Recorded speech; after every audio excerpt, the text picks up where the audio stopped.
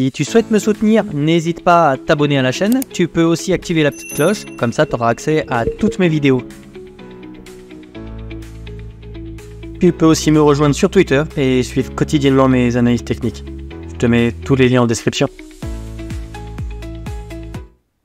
Bonjour à tous, très content de te retrouver aujourd'hui pour une vidéo sur Bitcoin, mais avant toute chose, je te souhaite de passer un excellent week-end de Pâques avec tes amis ou ta famille. Dans cette vidéo, on va regarder essentiellement Bitcoin. On a des choses qui se mettent en place. On va avoir le retour la semaine prochaine probablement de grandes périodes de volatilité. Je pense qu'on va avoir un mouvement important. Je vais t'expliquer ça dans cette vidéo. On va regarder ça ensemble. Je vais essayer de faire une vidéo assez courte, mais ce sera un point d'étape qui te permettra vraiment de voir les structures, l'order flow, le sentiment de marché. Okay, on va commencer tout de suite par le petit retour sur le pullback ici. J'aime bien me resservir d'AT que j'ai fait hier ou avant-hier pour avoir une espèce de mouvement de continuation. Ça te permet de te situer sur mes AT au fur et à mesure. Donc ici, on avait anticipé ce petit pullback en fait sur le break de cette structure. Donc je vais te la dessiner.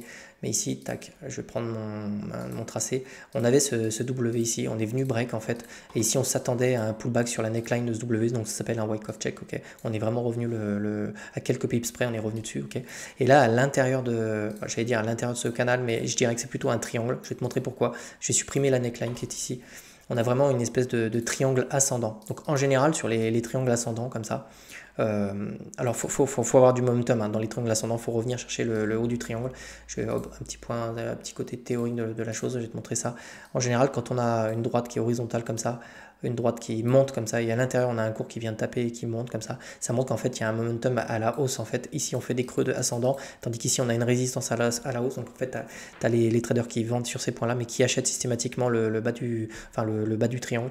Donc souvent à 60-70% on a une extraction par le haut. Okay, bien que ici j'ai l'impression qu'on perd un petit peu le momentum. Pourquoi je te dis qu'on va avoir le retour de la volatilité? Je vais t'expliquer ça, c'est facile. Tu vois qu'ici sur le MACD on est en train de contracter. Alors on contracte à l'intérieur de ce triangle là, on contracte à l'intérieur de MACD, et ici on a un RSI qui baisse, alors que sur le cours on est en train de littéralement faire quelque chose d'horizontal. Donc là il y a clairement un retour de la volatilité à anticiper. Tu vois à l'intérieur de mon MACD, tu vois, je viens taper comme dans un entonnoir. Dis-toi qu'à la fin, la volatilité va se réduire et d'un coup, on va avoir une espèce de... Ça, c'est un catalyseur. On va avoir un gros mouvement de libération parce qu'en fait, on va avoir la direction de ce mouvement-là, à la hausse ou à la baisse, on ne sait pas. Ok.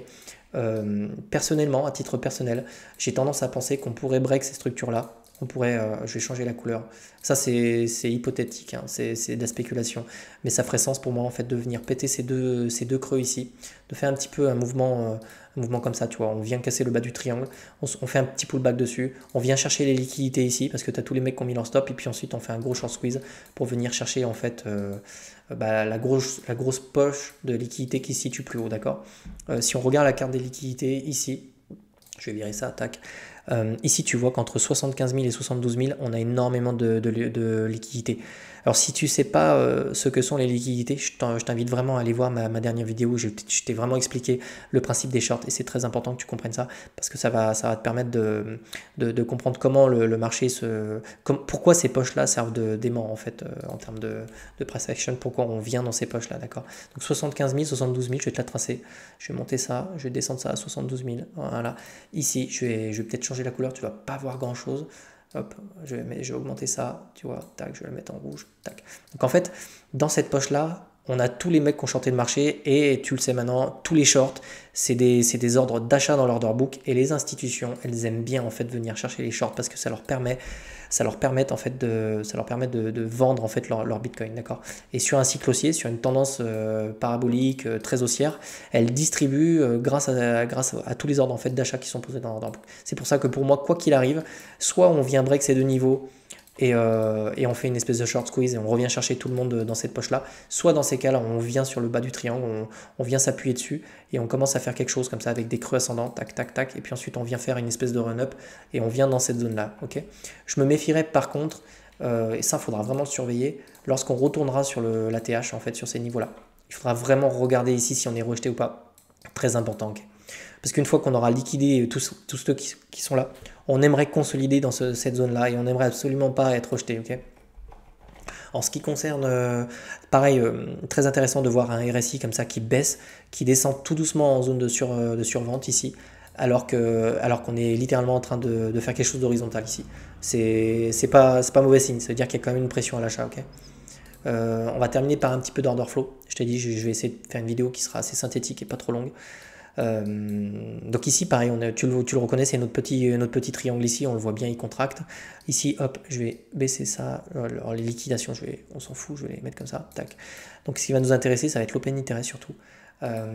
Tu vois ici, on a une hausse du funding ici, une hausse de l'open interest. Donc ici, sur ce mouvement-là, je vais prendre mon cercle, mon ellipse. Sur ce mouvement-là, c'était principalement du long. Ok. Qu'est-ce qu'on a eu ici? Là aussi, on a eu du long.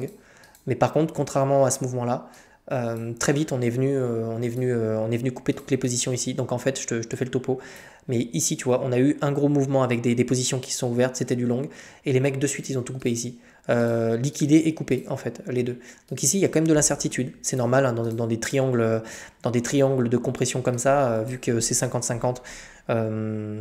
C'est normal qu'on retrouve cette incertitude également, on le voit. Pourquoi je te dis de l'incertitude? Parce que ici, tu vois, je vais prendre mon pinceau, ça fait comme des montagnes là, tac, tac, tac, tac, tac, tac, tac. Donc il y a clairement une incertitude au niveau du sentiment de marché. Ok. Là, pareil, on a deux nouvelles positions qui s'ouvrent, c'est pour ça qu'on est en train de perdre le momentum, parce qu'on a eu du long, mais c'est un peu de tout. Là, j'ai l'impression, il y a un peu de tout, il y a du short, du long. On va avoir, surtout si je vais reprendre mon truc, surtout si ici, si on vient défendre ces niveaux-là, il y a clairement possibilité qu'on revienne chercher sous cette trendline, sous l'oblique ici. Parce qu'en fait, tu vois, on est en train de... Attends, je vais supprimer ça. J'ai l'impression qu'on est en train d'essayer de pousser ça vers le bas. Tu vois, c'est comme si on essayait de pousser cette dynamique vers le bas pour aller venir chercher plus bas. C'est possible. Bon, de toute façon, c'est 50-50. Donc, on fera la suite de cette analyse technique peut-être demain soir. Je vais terminer par ça. Demain soir, je fais un live. Si vous avez des questions, des tokens que vous voulez analyser, enfin peu importe, vous notez ça sur un bout de papier ou quoi. Demain soir, je pense à 20h, je vous ferai un live. Donc soyez nombreux. Je ferai l'analyse technique, je pense, de Bitcoin. On regardera un petit peu ce qui s'est passé sur ces niveaux-là. Et puis je répondrai aussi à toutes vos questions. D'accord. Allez, je te souhaite de passer un bon week-end en famille. Puis je te dis à bientôt. Allez, ciao, ciao.